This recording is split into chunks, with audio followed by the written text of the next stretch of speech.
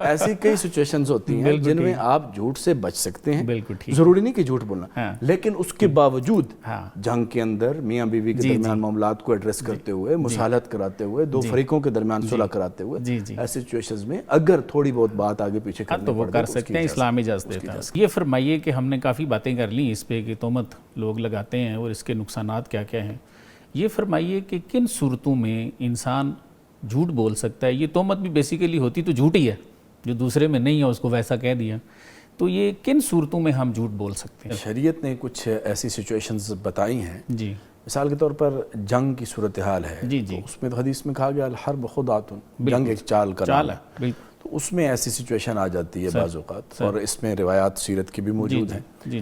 اور ایسے کئی واقعات ہوئے بھی, بلکہ صحابی نے اجازت لی. حضرت نعیم بن مسعود نے غزوہ احزاب کے موقع پر کہ کچھ باتیں مجھے اگر خلاف حقیقت وہاں کہنا پڑیں تو مجھے اجازت, آپ نے اجازت بھی دی. بالکل ٹھیک.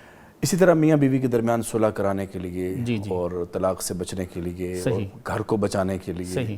اچھا, پھر یہ ہے کہ کوئی دو فریق لڑ رہے ہیں تو ان کے درمیان مصالحت کراتے ہوئے اگر بندے کو لگتا ہے کہ یار اگر میں تھوڑی سی بات کو, ایسا نہیں کہ وہ جھوٹ کہوں گا, بلکہ تھوڑی سی بات کو جسے کہتے ہیں نا توریہ کر لینا, کہ ایسے انداز سے کہ دوسرے بندے کو برا نہ لگے. صحیح. اس پہ ایک تھوڑا سا مزید ایکسپلین فرمائیے کہ جیسے یہ جنگوں کی آپ نے بات کی, تو ماڈرن ایرا میں جو جنگیں ہیں وہ دو طرح کی ہیں. ایک تو ہے کہ بالکل سامنے اوپنلی جنگیں ہو گئی ہیں, جیسے ابھی فلسطین والی ہو رہی ہے, اسرائیل کر رہا ہے جو کچھ کر رہا ہے, ہم سب جانتے ہیں. دوسری یہ ہے کہ یہ سرد جنگیں بھی چلتی ہیں, پراکسی وارز جو ہیں, پراکسی وارز جو ہیں, تو ان میں بھی تھوڑا سا, بلکہ انہی میں ہی زیادہ یہ چیز چلتی ہے. دیکھیں, میں نے جو غزوہ احزاب کی مثال دی, جو کہ آپ نے فرمایا تھا نا وقت کم ہے, میں جلدی میں جا رہا تھا, اس میں سارا معاملہ ہی انٹیلیجنس رپورٹنگ کا تھا. بالکل ایسے. حضرت نعیم بن مسعود جو ہے وہ نو مسلم تھے اس وقت, انہوں نے اجازت دی کہ میں اسلام قبول کیا ہے, اب میں جاتا ہوں. اور انہوں نے بڑا رول پلے کیا کہ یہود کے ساتھ بات کی, ان کو سچویشن دیکھ کر مشرکین مکہ کو بتائی, مشرکین کی سچویشن ان کو بتائی. اس کے نتیجے میں پانسا ہی پلٹ گیا, کیفیت ہی الٹ گئی. حالانکہ انہوں نے جھوٹ نہیں بولا تھا, انہوں نے ایک کیفیت کو ایک اپنے انداز سے بیان کیا. اس کی چھوٹی سی مثال میں آپ کو دیتا ہوں کہ حضرت ابوبکر صدیق رضی اللہ تعالیٰ عنہ حضور کے ساتھ ہجرت فرما رہے ہیں. حضرت حضور تشریف لے جا رہے ہیں, حضرت ابوبکر خادم کے طور پر ساتھ ہیں. راستے میں ایک جگہ پر ایک صاحب پوچھتے ہیں کہ جناب یہ کون ہے آپ کے ساتھ. حضرت ابوبکر کے واقف تھے وہ, انہوں نے حضور کے بارے میں پوچھا کہ یہ کون ہے آپ کے ساتھ, حالانکہ اعلان ہو چکا تھا کہ جو پکڑ کے لائے یہ ہوگا.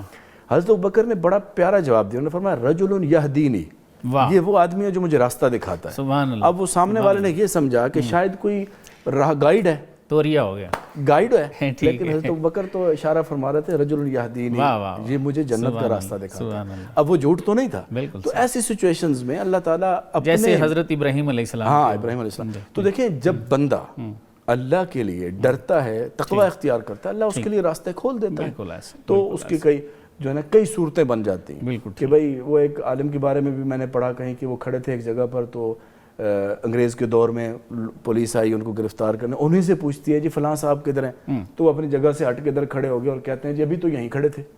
صحیح. اب وہ جھوٹ تو نہیں بولا انہوں نے, لیکن اپنے آپ کو بچا لیا. تو سر ایسی کئی سچویشنز ہوتی ہیں جن میں آپ جھوٹ سے بچ سکتے ہیں. ضروری نہیں کہ جھوٹ بولنا, لیکن اس کے باوجود جنگ کے اندر میاں بیوی کے درمیان معاملات کو ایڈریس کرتے ہوئے, مصالحت کراتے ہوئے, دو فریقوں کے درمیان صلح کراتے ہوئے, ایسی سچویشنز میں اگر تھوڑی بہت بات آگے پیچھے کرنی تو وہ کر سکتے ہیں, اسلام اجازت دیتا ہے. بالکل ٹھیک.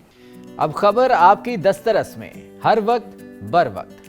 ابھی سنو نیوز کے یوٹیوب چینل کو سبسکرائب کیجئے, بیل آئیکن پر کلک کیجئے اور باخبر رہیے ملکی اور بین الاقوامی حالات سے یقین کے ساتھ.